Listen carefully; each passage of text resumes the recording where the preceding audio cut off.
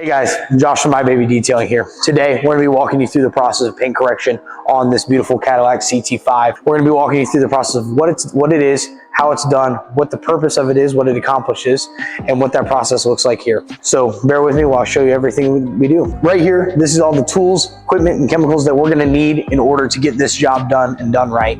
So what you don't see is this vehicle's already been prepped. It's been washed, decontaminated, clay barred, and that's to remove as many early contaminations from the vehicle as possible before we slap this DA rotary polisher on the vehicle and start spinning all sorts of contaminants around. First thing that we're going to use here is our Geon Compound Plus and our Geon Compound Cutting Pad. We use this in conjunction with our Rupes LH3 polisher.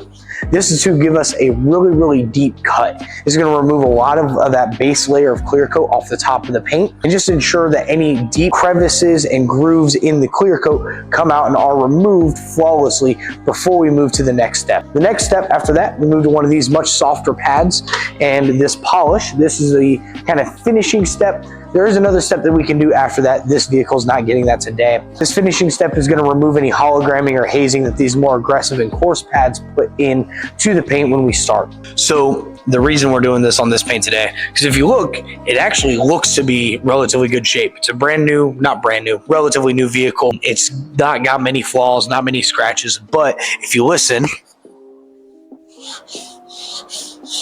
it is super coarse. Owner of the vehicle suspects that maybe there was some overspray or misapplication of a product or chemical. We're not too entirely sure what the cause of it is. A lot of it came off with the clay bar, which tells us that it's on the surface of the clear coat, but the clay bar did not get it all. Plus, when we clay barred it, we put in a lot of what's called marring, which is when we stretch the clear coat and it puts micro abrasions in the clear coat from that clay. What we're gonna do now is we're gonna go through, polish it out so that way that sound goes away and she sounds buttery smooth and feels buttery smooth as well. A lot of people want to know why does my paint look like this? Why do I need a correction? What's the benefit of doing a correction? Everything like that. So I'm going to kind of go through and explain those things to you. So why do we need correction? Corrections is mainly a visual thing. A lot of it is going to come down to you want your car to look good, you want your car to feel good. You see scratches, you have micro abrasions, you have swirling, you have marring in your paint, and it's ugly, it's unsightly, you don't want to see it. You want that smooth, glossy, metallic appearance that your paint should be giving, not what it currently looks like. So that's why. Does it offer any benefits in terms of long-term or longevity of your paint? Some, a little bit, but it's mainly an appearance-based thing. Now, why does your paint look like that? That's a whole nother question altogether. I've drawn this really crappy little demo for you to see here, but what it looks like, and you can see here, the top option, number one, this is kind of what contamination is going to look like on your clear coat. So your clear coat is very wavy just by nature, right? It's designed, that's called orange peel, and it's designed to help hide blemishes and flaws in the clear coat. Then your second item here, number two, this is what your clear coat should look like, right? This is, you've got the waves, everything looks good, you've got the orange peel. Number one, this is, you've got the waves and the orange peel, right? But you've got some contamination on top that we want to remove.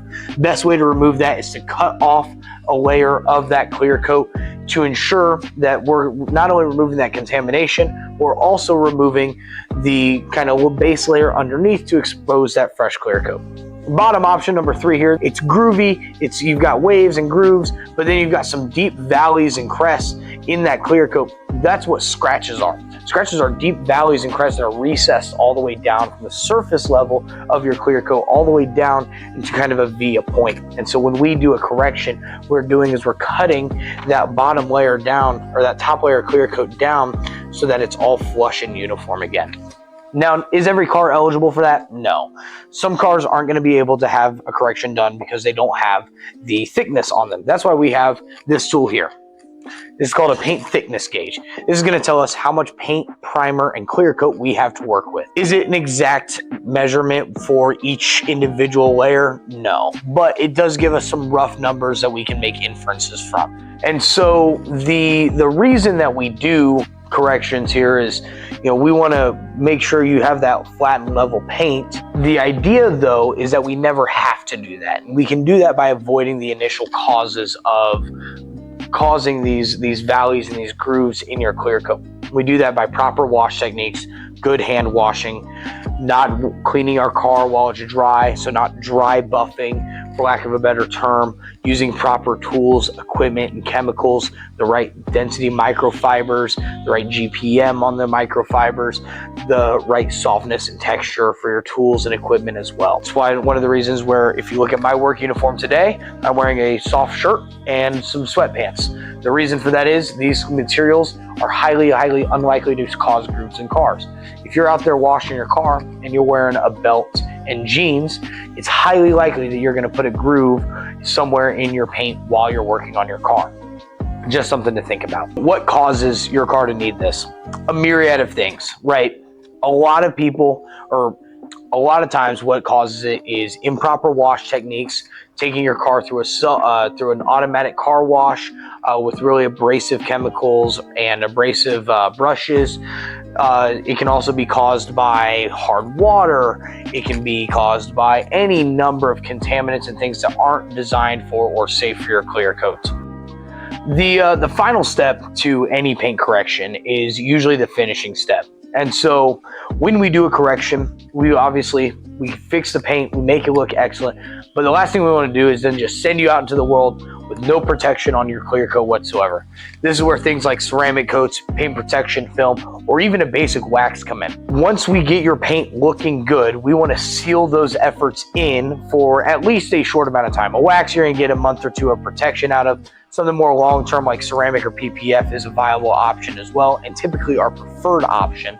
However, you got choices. When it comes to finishing these correction jobs, if we were to just send you out into the elements with that fresh layer clear coat exposed, we're just going to see you back in here in a couple months for the exact same thing that you had done the first time, because you're not happy with how it looks in a few months. The reason for that is because there's nothing in between. There's no sacrificial layer between the elements and the debris and the nastiness on the road and your precious clear coat. And so we add this finishing step of either waxing or coating to prevent against future buildup and contamination and damage. Because the car only has so many corrections left in its life once it leaves the factory before you can no longer work on it. At a certain point, you're gonna run out of clear coat space. You're gonna get too thin, which is again what this tool is for. It tells us whether or not we're getting too thin. I can't tell you the amount of times we've had clients come in here and said, oh, my paint looks terrible, I want a correction. And I have to look at them and tell them there's nothing I can do because they need a repaint. So just something to think about when you are getting a correction is what is going to come after. Whether that's going to be a ceramic, a paint protection film job, whether it's going to be just a basic wax and you're going to keep up on the maintenance, but you got choices.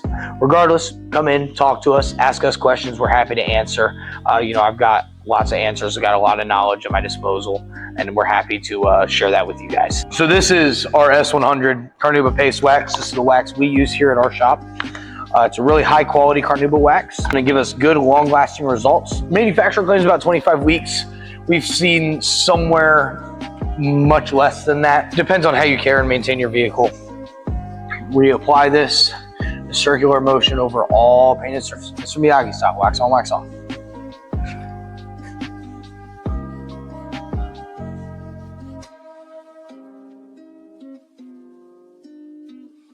And check out these finished results. Nice and smooth, no sound, real pretty.